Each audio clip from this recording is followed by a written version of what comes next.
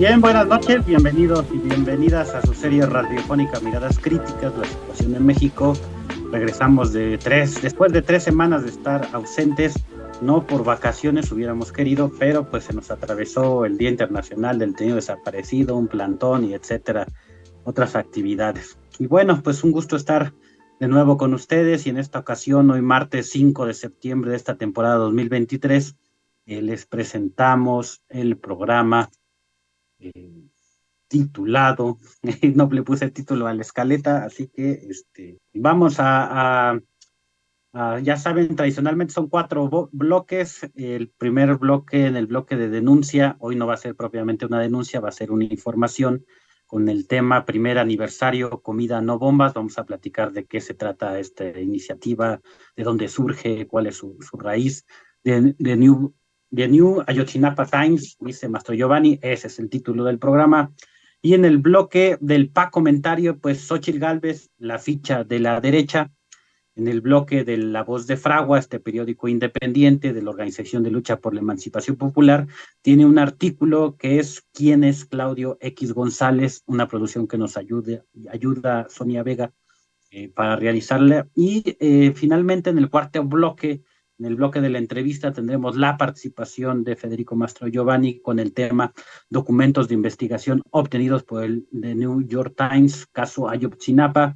A propósito porque me anda mandando mensajes con esa información, dije, pues vamos a platicar de esa nueva, entre comillas, información que nos ofrece ese periódico norteamericano con capital de un mexicano. Pero bueno, pues vamos a iniciar con este bloque y vámonos con el intro del bloque de denuncia para dar la bienvenida a nuestra primera invitada.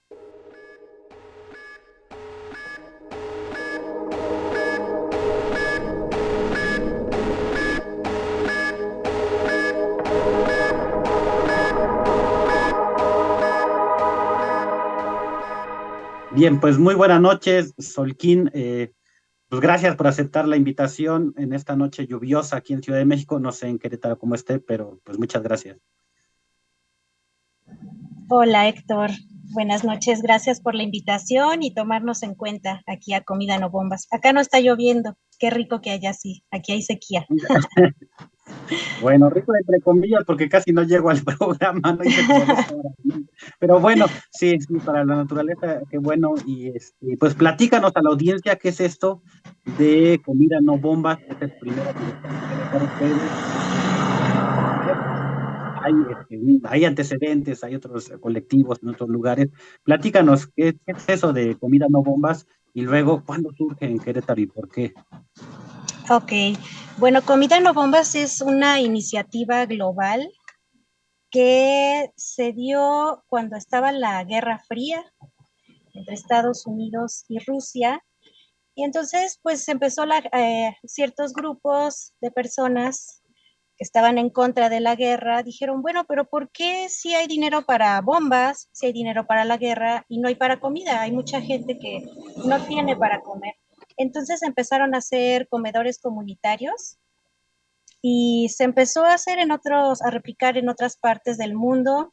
En México hay varios colectivos de comida no bombas, como en Aguascalientes, y unos compañeros de la Facultad de Filosofía de la UAC hicieron convocatoria, dijeron, oigan, pues queremos hacer un colectivo en Querétaro de comida no bombas, ¿quién jala?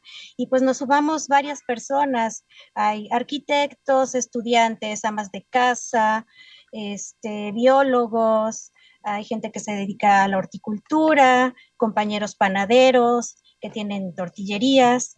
Y pues nos empezamos a juntar pensando, bueno, es que sí hay comida, hay mucha, pero está mal distribuida. Entonces empezamos a pedir comida a los tianguis y a los mercados.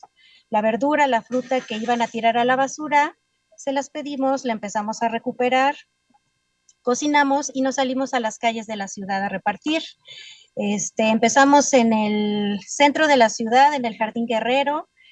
Nosotros no tenemos un espacio físico, entonces nos llevamos nuestra cocinita, nuestra parrilla y nos conectamos en el jardín, ahí empezamos a cocinar y a repartir a la gente que vive en la calle y a cualquiera que necesitara y quisiera comer, porque pensamos que el alimento debe de ser para todos, ¿no? Y pues bueno, ya vamos a cumplir un año y también es importante decir que estamos haciendo unión con otros colectivos, con otras luchas de aquí de Querétaro, por ejemplo, con Escolásticas, con San Francisquito, con Santiago Mezquititlán. Hemos ido a las 2 asambleas nacionales en defensa del agua y de la vida a apoyar, a cocinar, ¿no? Ahí mucha gente que llega de todo el país y de otros países del mundo, pues ahí nos tienes, ¿no? Apoyando en la cocina, repartiendo, lavando trastes, cocinando. Y también damos talleres a los niños como para hacer conciencia sobre la justicia alimentaria, ¿no?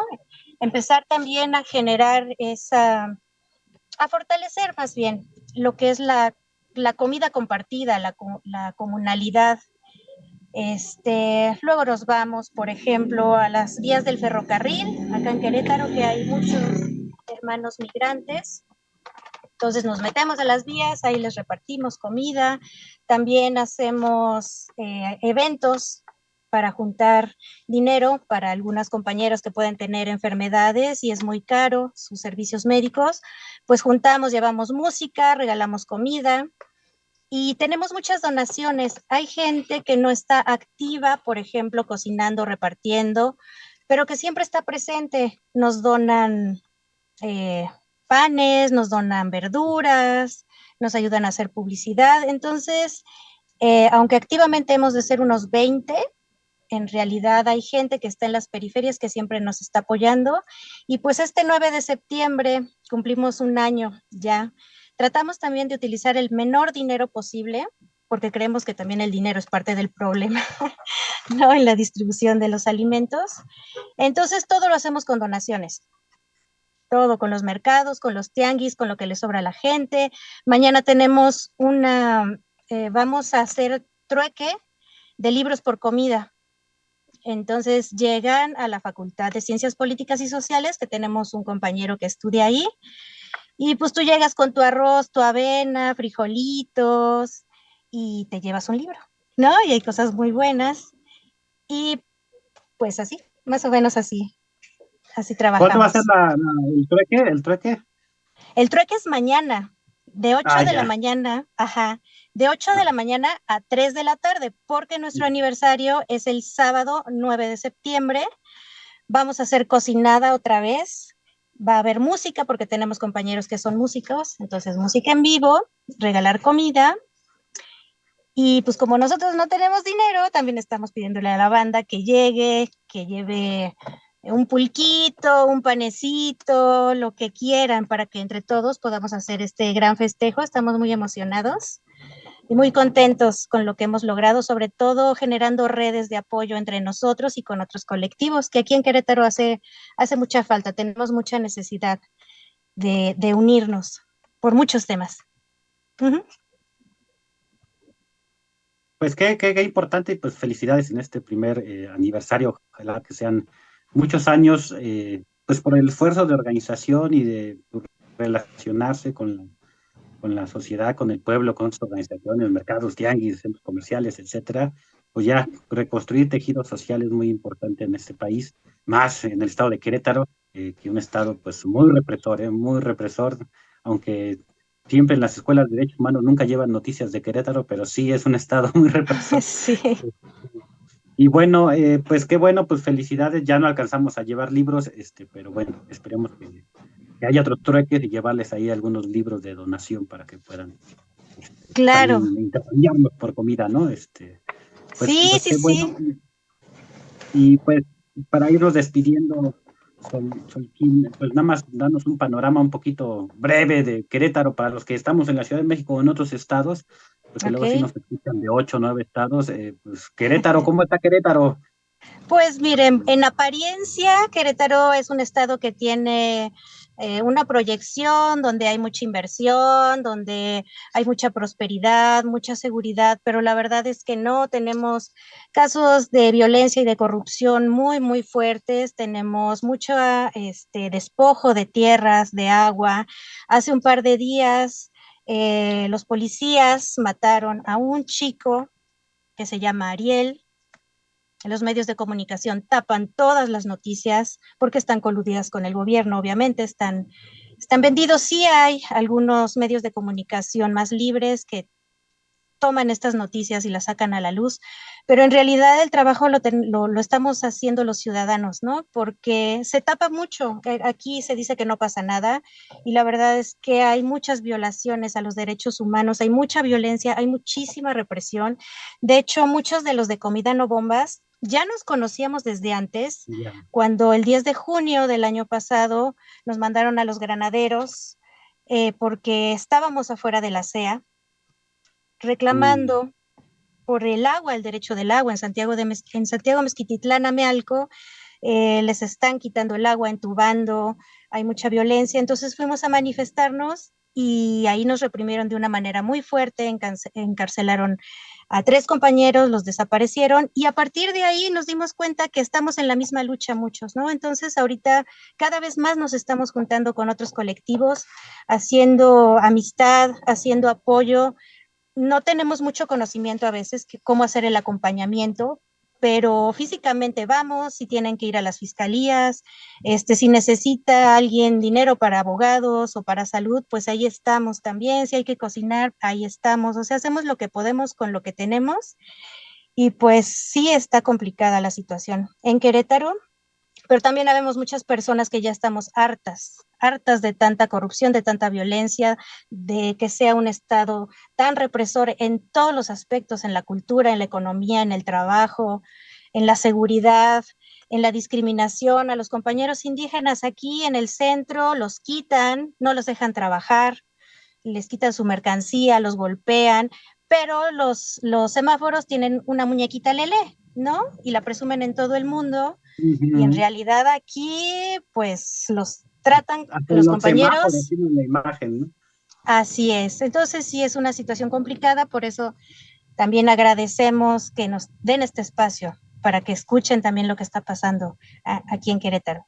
Uh-huh. No, pues al contrario, merece todo un programa especial para poder analizar la situación de Querétaro. Pues muchas gracias, felicidades y pues ahí mandan saludos desde Argentina, desde Escolásticas Pedro Escobedo, desde la alcaldía Quitlalpan, en Ciudad de México. Dicen que es una iniciativa muy interesante. Pues ya saben, si quieren replicar en otros estados, ahí luego se pasan el contacto. Igual en el Facebook que está la transmisión, luego le pones, Solquín, ahí tu página o la página o donde alguna forma de contactarse para que la gente que esté interesada, al menos de conocer la experiencia o replicarla, pueda hacerlo. Claro. Muchísimas gracias. No, hombre, muchas gracias a ustedes. Bonita noche. Gracias por el espacio. No, al contrario, y pues vámonos velozmente con el segundo bloque, que es el pa comentario. Vámonos con el intro y directamente con Francisco.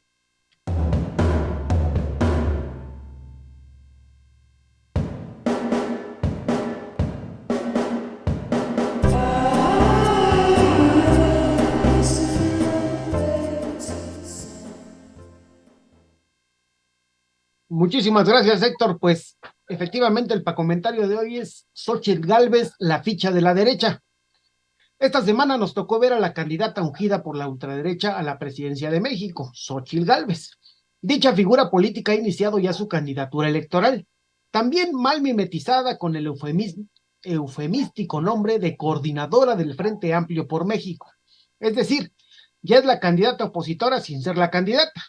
Si bien los del Frente Amplio por México iniciaron tarde y además obligados por el inicio de la carrera a la no candidatura presidencial de las corcholatas de Morena, esta vez terminaron de definir a su coordinadora antes de que se anuncie quién será la corcholata ganadora de Morena. La elección de Xóchitl Gálvez es la esencia de lo que representa la derecha, un teatro revestido de democracia liberal, una suerte de competencia de circo en la cual incluso AMLO vaticinó de antemano quién sería la candidata de la derecha, una suerte de fraude de firmas electrónicas validadas por nadie de manera independiente, una capitulación del PRI cuya dinosaurica candidata era verdaderamente para perder rápido cualquier elección, y un perderé como cola de la lagartija de la oposición de derecha. Así como se le arrancan, le puede salir otra, es decir, representan la nada. ¿Pero qué y a quiénes representa Xóchitl Gálvez?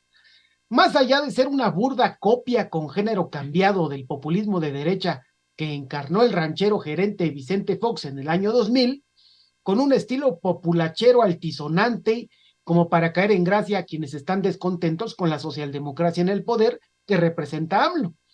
Más allá de su perfil indígena oxigenado o incluso más allá de una infancia en la que vendió gelatinas, lo que no indica o determina absolutamente nada, incluso yo también vendí gelatinas de niño y ni me volví de derecha ni me convertí en un ente desclasado, explotador de la gente de mi propia clase social. Como bien dice el pueblo, por la boca muere el pez. Así que es interesante conocer qué dice la nueva candidata de la oposición, cómo lo dice y a quién se lo está diciendo. Ahí podemos encontrar también su esencia política y también podemos identificar los guiños discursivos con los cuales intenta ganarse a los ciudadanos, no al pueblo, a los ciudadanos, dejando de lado el concepto pueblo, que efectivamente es un concepto más usado por el actual reformismo político que por la derecha electoral. Los chairos son pueblo, los fifís ciudadanos. Ahí el primer detalle. También ha dicho, entre otras cosas, que no va a dividir a México, lo cual se ajusta al discurso de la derecha que dice que ahora nos ha dividido el gobierno en dos bandos, los chairos buenos y los fifís corruptos, que bien representan a la derecha, inventando que antes de este gobierno no había división alguna, aunque habría que recordarles que ellos fueron los que iniciaron una supuesta guerra contra la delincuencia que en sus 2 sexenios del PAN y del nuevo PRI causaron más de 230,000 víctimas entre homicidios y desapariciones oficialmente registradas. En la mayoría de estos casos no eran los malos los que fueron asesinados, fueron miles de personas que no pertenecían a la delincuencia, o ya se les olvidó la masacre de Salvarcar en Ciudad Juárez, Chihuahua, en enero del 2010, por poner un ejemplo. Jóvenes estudiantes que sin deberla ni temerla fueron asesinados por sicarios policías y por cuyas muertes Calderón declaró que, y lo voy a citar, si los mataron es porque en algo andaban, justificando la masacre al criminalizar a los muchachos. ¿Dónde estaba Xóchitl en el 2010?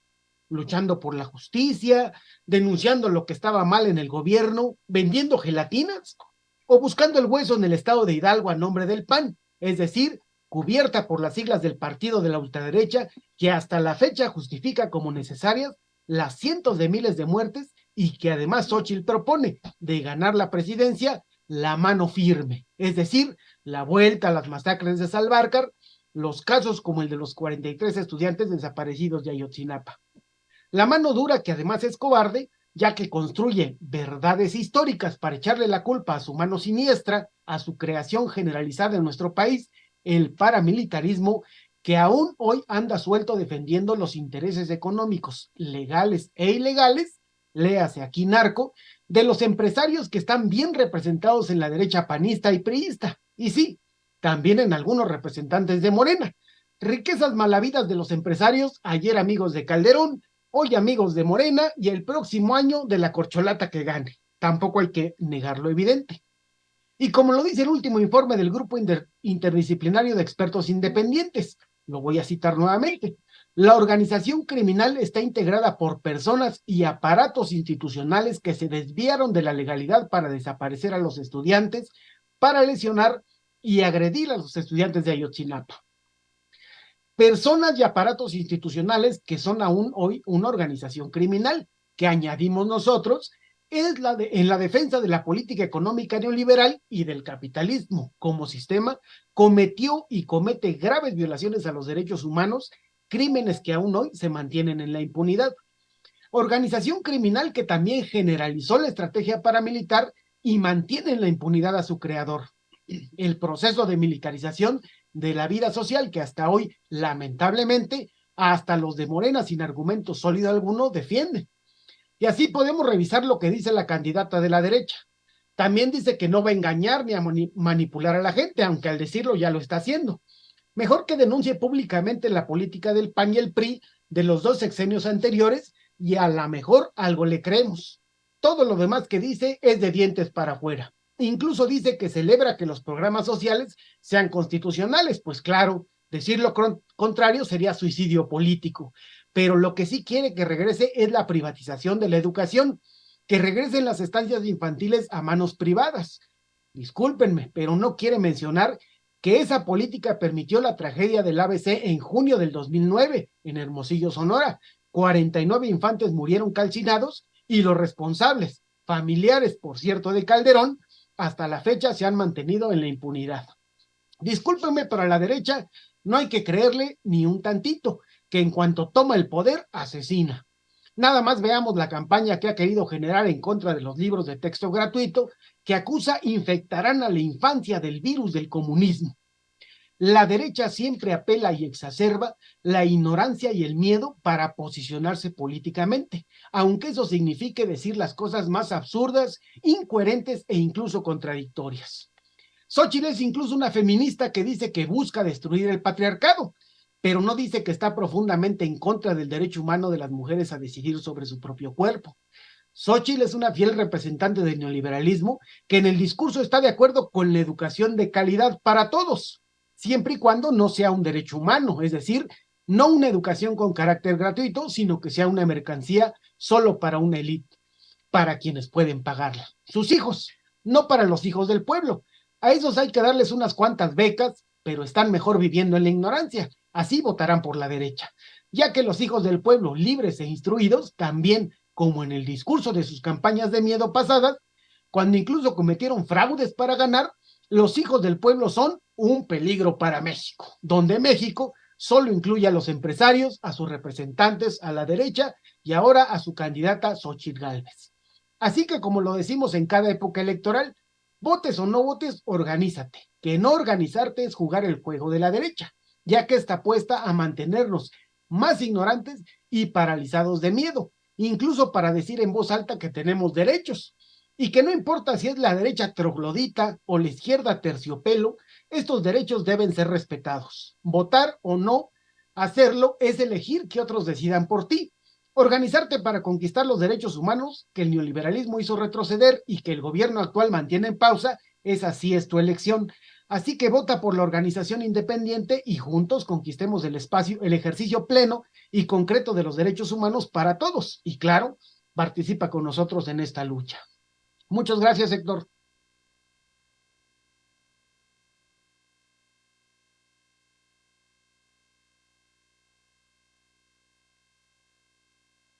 Pues muchísimas gracias, Francisco. Ahí está el comentario y vámonos directamente pues al primer corte con la producción de Radio Común.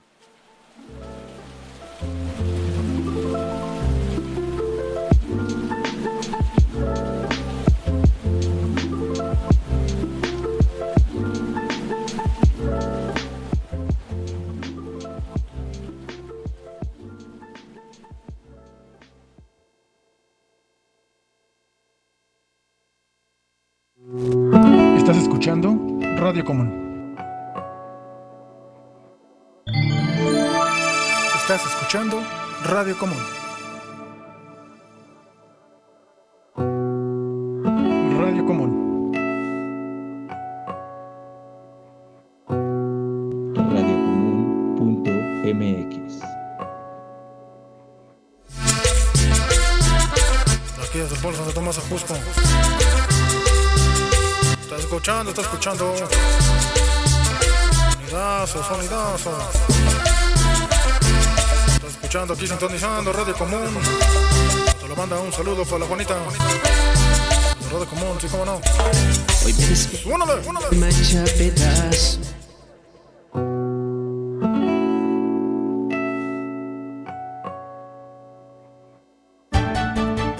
Este es un programa completamente en vivo desde Radio Común.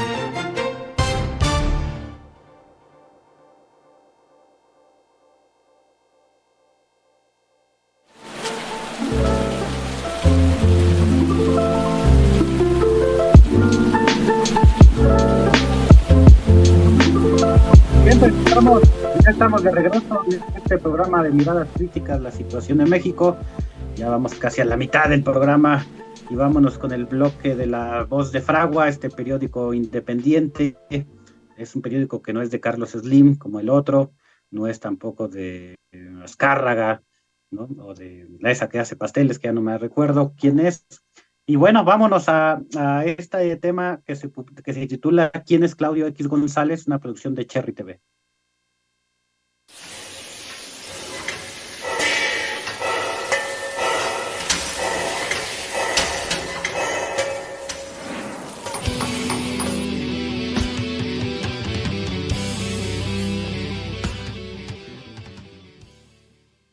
¿Quién es Claudio X González? En diversos números de Fragua hemos hablado de los diferentes agrupamientos políticos que hay en nuestro país y de los diferentes intereses de clases que representan. Así, tenemos a los empresarios que se aglutinan en diferentes organismos para defender sus privilegios y costos de poder desde la estructura del Estado.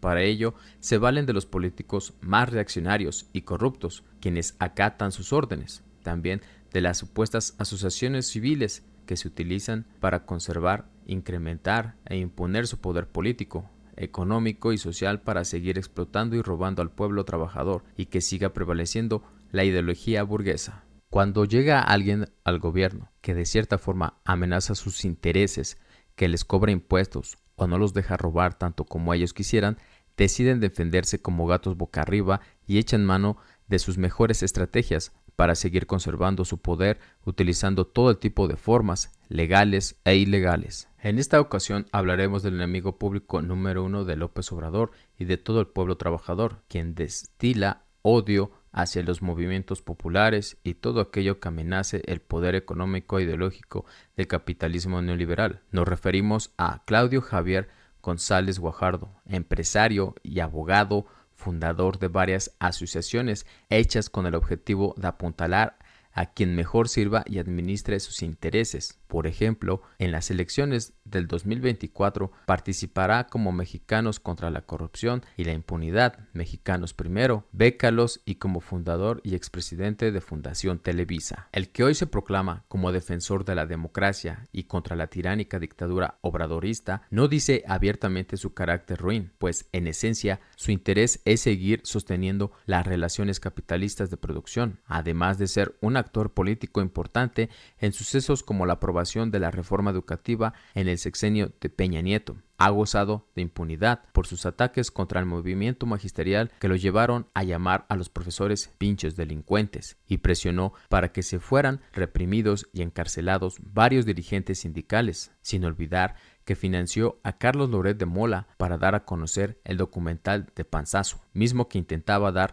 una mala imagen de la educación pública y así fuera más fácil la aprobación popular sobre la mentada reforma. Pero, ¿de dónde surgen los recursos de Claudio? Bueno, este empresario ha sido financiado por su padre Claudio X González Laporte, CEO de Kimberly-Clark de México. Recordemos que Calderón le regaló 36 millones de pesos a través de CONACYT para que mejorara la calidad de pañales y papel de baño. Y aunque ha sufrido por la nueva ley de ciencia y tecnología, no significa que siga perdiendo. Así como vocifera el paladín del libre mercado, pues en 2022 reportaron ganancias de 4.936 millones de pesos. Otros que lo han financiado son los millonarios Joaquín Díez Morodo, Fundación Maelba, el banquero Antonio del Valle Ruiz, Alejandro Ramírez Magaña, Cinépolis y Eduardo Tricio Jaro, Grupo Lala. Y no solo empresarios de aquí, sino también por la embajada estadounidense en México, de la Agencia para el Desarrollo Internacional de Estados Unidos, USAID, y la Fundación Nacional para la Democracia, National Endowment for Democracy, NED, ambas ligadas a la Agencia Central de Inteligencia, CIA, quienes no escatimaron recursos para donar a este empresario. Según algunos reportajes, en 2020 los ingresos de Mexicanos contra la Corrupción y la Impunidad ascendieron a un total de 136 millones de pesos en donativos. En 2017 recibió 73.053.528 pesos.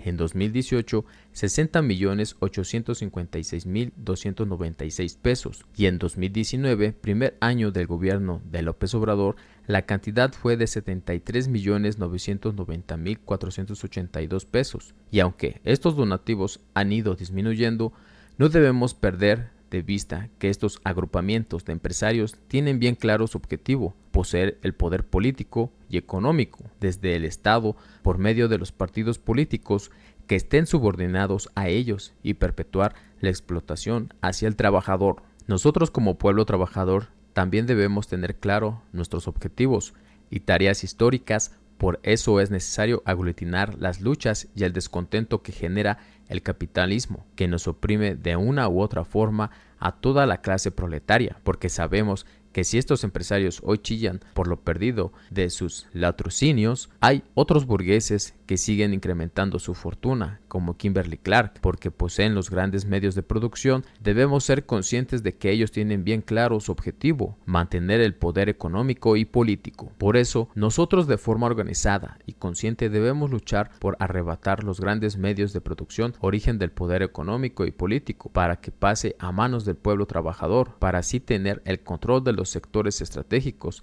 de la economía, que les sean expropiadas las fábricas y los recursos que nos arrebataron a sangre y fuego, que sean juzgados y encarcelados por ejercer el terrorismo de Estado y la represión de quienes opusieron resistencia. Sabemos que la justicia no llegará con ningún partido electoral, sea del color que sea. La democracia, como la de Claudio X González, es la democracia para el opresor, el empresario, a fin de cuentas, el burgués, el que desea mantener las cosas como están, los que no quieren que el pueblo tenga acceso a una vida digna. Por ello, debemos tener cuidado de sus discursos, de sus ideas, debemos ser claros y objetivos con sus actos, pues se esconde su postura ideológica y material como clase. Mientras tanto, nosotros debemos avanzar por la vía independiente, de forma organizada, por alcanzar la verdadera democracia popular y el socialismo, garantía de un verdadero gobierno del pueblo. Súmate a la ULEP, combatamos a los empresarios, ladrones y juntos construyamos nuestro futuro, un futuro socialista. Luchar con dignidad, con el pueblo organizado, luchar hasta vencer.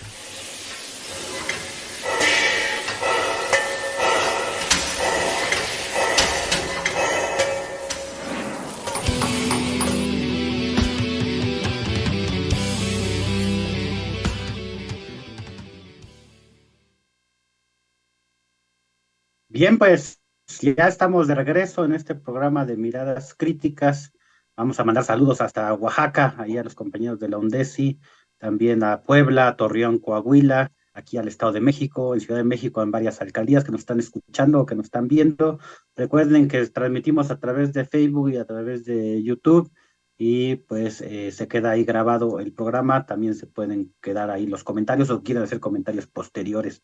Ya nos están pidiendo mucha gente ahí en la cafetería de Filosofía y Letras que hagamos un programa sobre el problema del Costco y las galletas de chocolate, porque ya no están vendiendo esas galletas y no saben pues la revolución estudiantil, porque no hay esas galletas de chocolate. No se explican por qué una empresa capitalista no quiere vender más, ¿no? Entonces yo les explico que es que ya tienen la idea de que pues si se acaban todo su producto en un día, pues que van a vender al otro día. Entonces por eso están 2 cajas de galletas por persona. Pero bueno, ese es el capitalismo al revés. Y vámonos al segundo corte con la producción de Radio Común y ya regresamos, ya está aquí casi desesperado, casi se arrancan los bigotes Federico Mastrogiovanni para entrar de lleno. Bueno, el cabello no, porque bueno, luego les explico. Pues para ver estos documentos filtrados en este periódico norteamericano. Regresamos en un momento.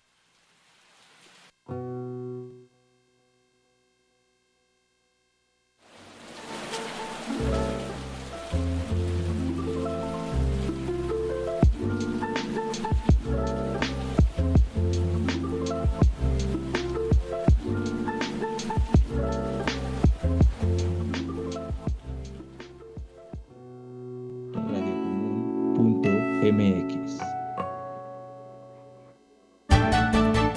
Este es un programa completamente en vivo desde Radio Común.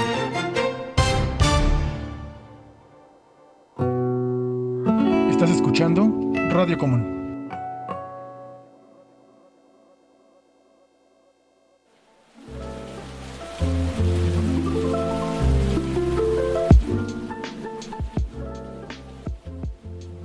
Pues ya estamos de regreso. Buenas noches a quienes se están incorporando a este programa.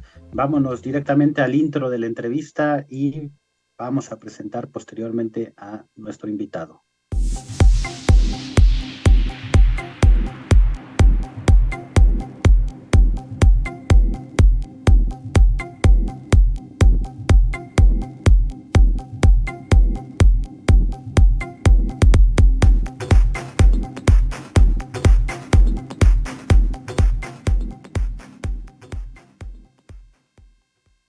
Pues muy buenas noches, Federico Mastro Giovanni. Muchas gracias por aceptar esta entrevista en este programa de Miradas Críticas.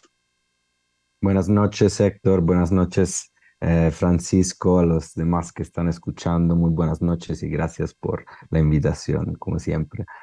Bien, pues si ustedes no conocen a Federico, pues escritor, periodista, y bueno, no voy a sacar el currículum porque es muy largo. Entonces vámonos directamente. Bueno, a lo mejor Jugo. sí mencionar el libro de Ni vivos ni muertos, importante libro de los pioneros libros para entender el caso Ayotzinapa y la desaparición forzada en general. Y vámonos porque hace días me compartiste, Federico, y bueno, salió la nota del New York Times donde dos periodistas hacen, pues no sé, tú dirás que es un artículo o de investigación, algo, donde pues agarra información y hace todo un análisis, una explicación del caso Ayotzinapa.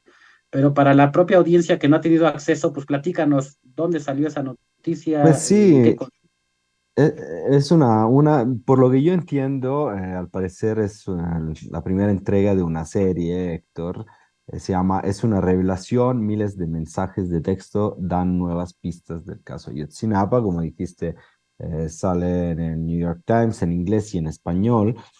Los periodistas Natalie Kitroeff y Ronen Bergman son dos periodistas que, pues, al parecer nos van a entregar más piezas. Y me llamó la atención, y me llamó la atención porque, mm, digamos, los planteamientos que hacen son un poco sorprendentes.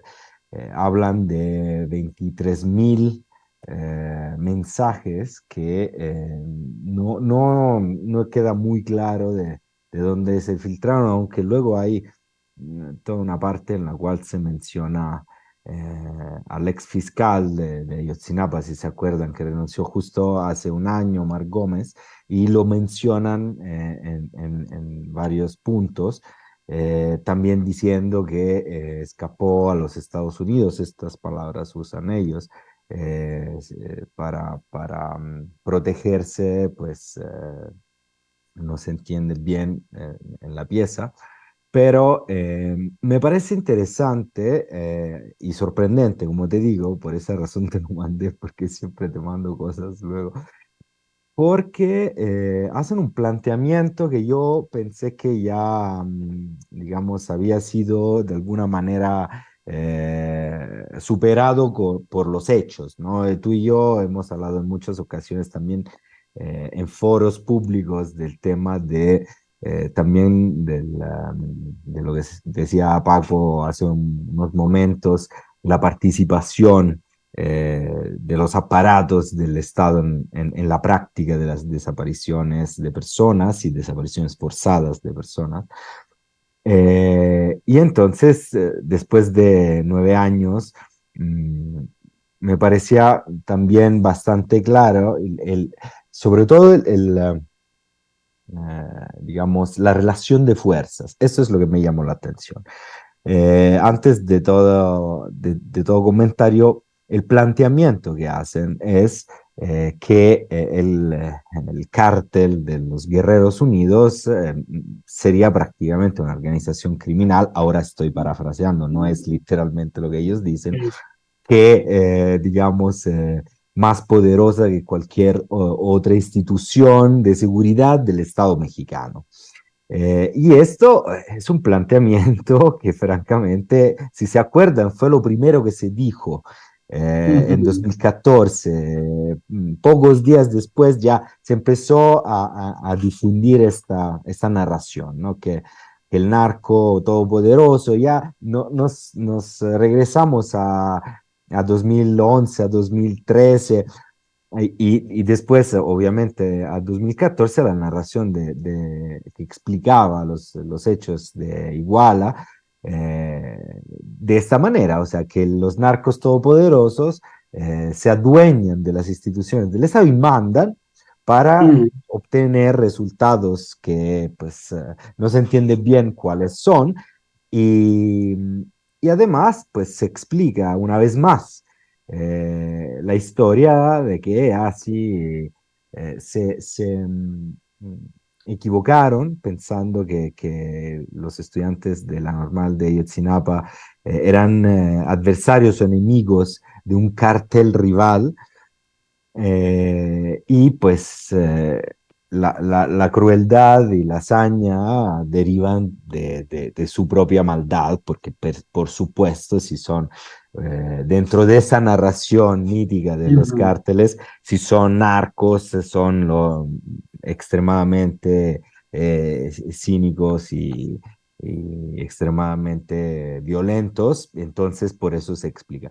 Pero lo interesante es que los mensajes que salieron a la luz, bueno, no salieron a la luz, que los periodistas del New York Times mencionan, confirmarían esta hipótesis en un cuadro en el cual básicamente, una vez más, el Estado fallido se vuelve el centro de la explicación de esto. Entonces, yo creo que hay varios puntos después de esta premisa que vale la pena observar juntos en este programa, porque sí es algo sorprendente después de 9 años que se vuelva otra vez a esta narración.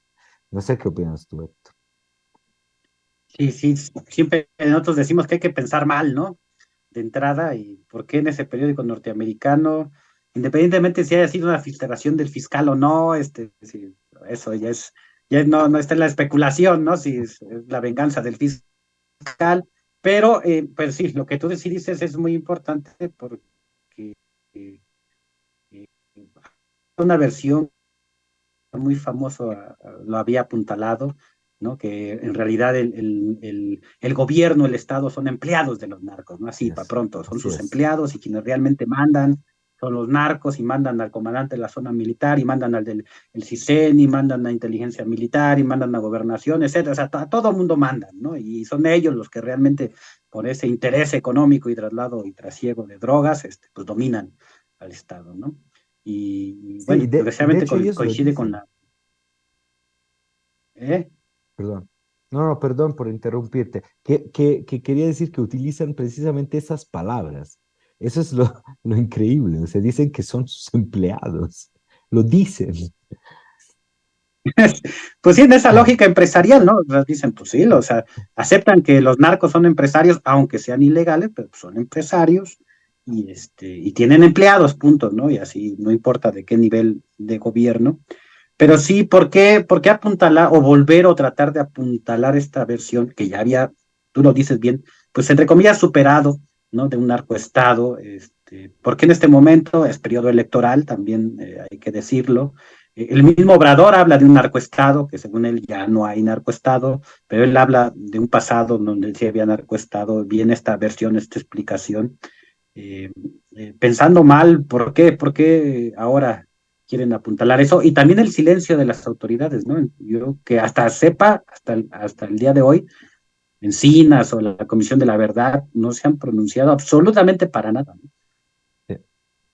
No, por ahora queda esto y vamos a ver qué más van a sacar, pero yo quisiera, si me lo permites, hacer una pequeño ejercicio de análisis muy breve, ¿no? Porque me parece bastante sugerente. Eh, el punto que quiero llevar es que, dadas sus propias premisas, de los periodistas del New York Times, estoy hablando, eh, no llegan a conclusiones a las que deberían llegar con sus premisas y llegan a conclusiones inversas, o sea, al revés de lo que la lógica sugeriría, ¿no? Entonces, por ejemplo, el arranque de esta pieza es bastante larga, se puede leer en línea, está abierta. Dice, tal vez no, perdón, arrancan preguntándose cómo fue que un grupo relativamente desconocido los Guerreros Unidos, pudo cometer una de las peores atrocidades de la historia reciente de México con la ayuda de la policía y el ejército que veían cómo sucedía el secuestro masivo en tiempo real. Hacen estas preguntas, o sea, ya admiten que la agrupación de la que están hablando es una agrupación desconocida o casi desconocida, en ese momento completamente desconocida y insignificante en términos de dimensiones dentro de la narrativa de los cárteles del narco. Yo no tengo la menor idea del alcance que pueda tener esa organización, pero digamos dentro de esa narrativa. Y ellos sugieren una respuesta y me parece interesantísima y dicen, después el amplio conjunto de mensajes y dice, el New York Times formula una respuesta y la respuesta es la siguiente. Prácticamente todas las ramas del gobierno en esa zona del sur de México llevaban meses trabajando para el grupo delictivo en secreto, lo que puso la maquinaria del Estado en manos del cártel y neutralizó cualquier obstáculo que se interpuso en su camino. Esta es la respuesta, básicamente, que da el New York Times. Sí, que se desarrolla a lo largo de toda la pieza de diferentes formas. Quien quiera leerla la puede leer. Pero es increíble cómo asumen que todos los sectores del Estado están al servicio de un grupo, además un grupo criminal. Ahora, fuera de la broma, hablando un poquito más en serio, me parece también inquietante, porque nosotros, si queremos hacer un discurso un poco más serio, ya Pago lo ha adelantado en su columna, hablando de las personas y los aparatos criminales que participan incitando, nosotros tenemos al alcance un concepto que es bastante importante, que es el concepto de macrocriminalidad política, si lo digo bien es mejor, que ya incluye esa participación de diferentes, digamos, sectores de las instituciones del Estado, o pueden ser instituciones de seguridad o no, de inteligencia, con actores externos, con empresas y con también grupos criminales, armados, etcétera, paramilitares. O sea, un conjunto precisamente que trabaja de una forma organizada con ciertos objetivos criminales. Ahora, aquí hay un punto clave que hemos discutido muchísimo, pero ya que era un alcance en estos años para nuestra interpretación. Me permito decir nuestra porque compartimos muchos puntos. Y es el hecho de que si yo, digamos, como sujeto criminal, tengo que pagar constantemente a las instituciones del Estado, al ejército, a las policías, para que se me permita operar, la relación de poder es una relación en la cual yo soy un subalterno de alguien que me permite precisamente operar y son el ejército, las diferentes policías. O sea, esto queda muy claro en cualquier país. Además, yo vengo de un país profundamente, digamos, tocado por grupos criminales, tanto que ya mafia se dice en todo el mundo, etcétera. Funciona de la misma forma. Ahora, llegar a decir que el ejército mexicano, que en cualquier momento en términos de armamentos, en términos de intelligence, en términos de control de territorio, de fuerzas en campo, pues no tiene ningún tipo de comparación con un grupo local de un estado, me parece muy serio como argumento. Entonces, yo creo que sí vale la pena subrayar ese tipo de discursividad porque sí, como tú bien dices, yo creo que sí tiene un significado pensando mal.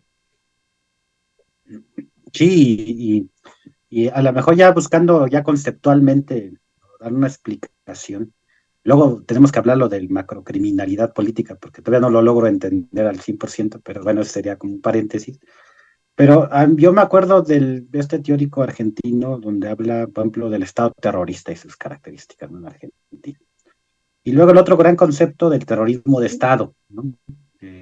También es otra gran discusión teórica, de cómo explicamos, cómo se reconfigura el Estado para poder cometer esos crímenes o esas graves violaciones de derechos humanos y cómo subordina a una estrategia general, pues tanto las Fuerzas Armadas, o sea, el uniformado, el servidor público, como esta mano siniestra que es el paramilitarismo, el que también utiliza, o sea, utiliza sus dos bracitos, ¿no? O el ejército o el paramilitar narco, pero embarcado dentro de una estrategia que no se limita al Estado de Guerrero o al Estado Nacional, sino ya tenemos que irnos como en la geoestrategia y todo este rollo, ¿no?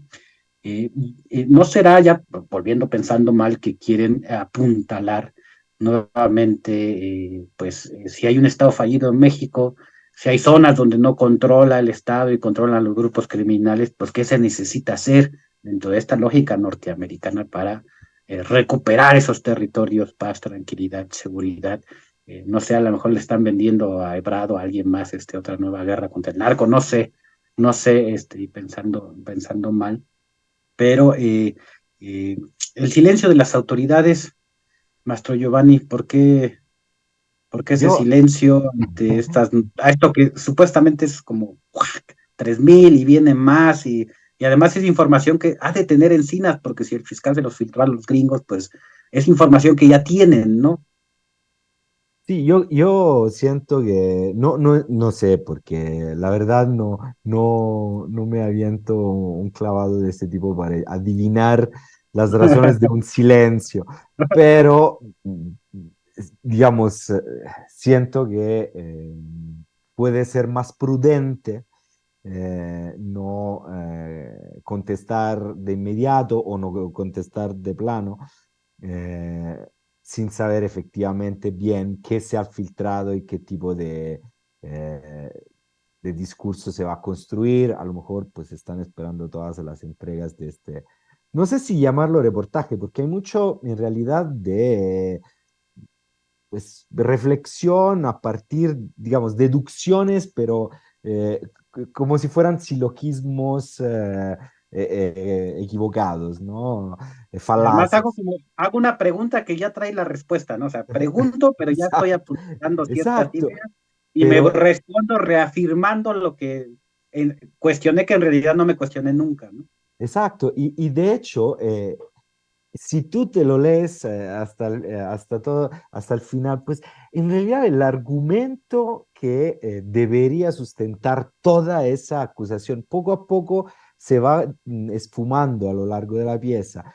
Y hay partes que son francamente chistosas, o sea, el hecho de que como por una de las pruebas de que hay esta situación de mando por parte de este grupo sería que pues se refieren ciertos sujetos de las fuerzas de seguridad del Estado diciendo jefe, entrecomillado, o sea, utilizando este tipo de lenguaje, pues hasta incluso yo que no soy mexicano, pues sé que pues decir jefe tampoco significa necesariamente que te estás dirigiendo a alguien que es tu jefe, sino pues dependiendo de la clase social también, en la cual el soldado, además soldado raso, no el general de brigada, se refiere, pues tampoco sería, o sea, utilizar este tipo de argumentos como si fuera una prueba de que efectivamente el Estado mexicano es un Estado fallido y es subalterno completamente, todas sus fuerzas son subalternas a Guerreros Unidos.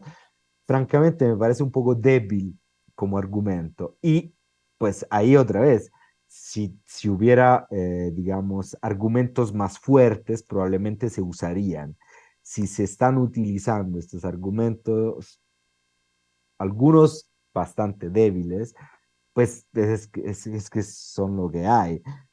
Ahora, regresando a las hipótesis, eh, porque quería decir una cosa, cuando tú estabas mencionando esta idea de vendernos otra vez, o de vendernos, digamos, como lectores o como sociedad en general, esta idea del Estado fallido, pues ya llevan muchísimos años, varias décadas intentando desde el Departamento de Estado, desde diferentes lugares, eh, vender eh, una vez más esta idea del Estado fallido, también porque esto justifica, como ha pasado en los meses anteriores, eventuales intervenciones en este país para poder, perdón, está pasando una moto, poder hacer lo que el Estado mexicano no puede con estas fuerzas que en última instancia amenazan, según esta visión, la ciudadanía estadounidense con el tráfico internacional de droga y todo el discurso que ya tenemos. Entonces, como el Estado mexicano no puede, pues nosotros somos los que tenemos que intervenir.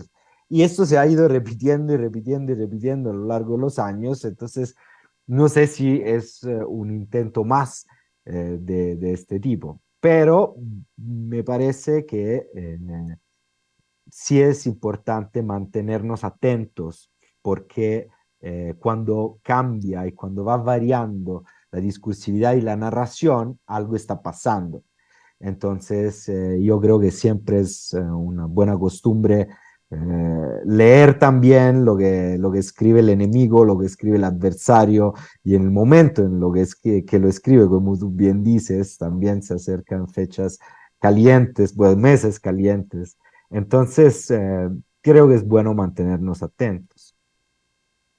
Sí, pues hay que darle seguimiento a los que hemos estado leyendo, o bueno, desde que inició la desaparición forzada de los normalistas y todo lo que hay alrededor.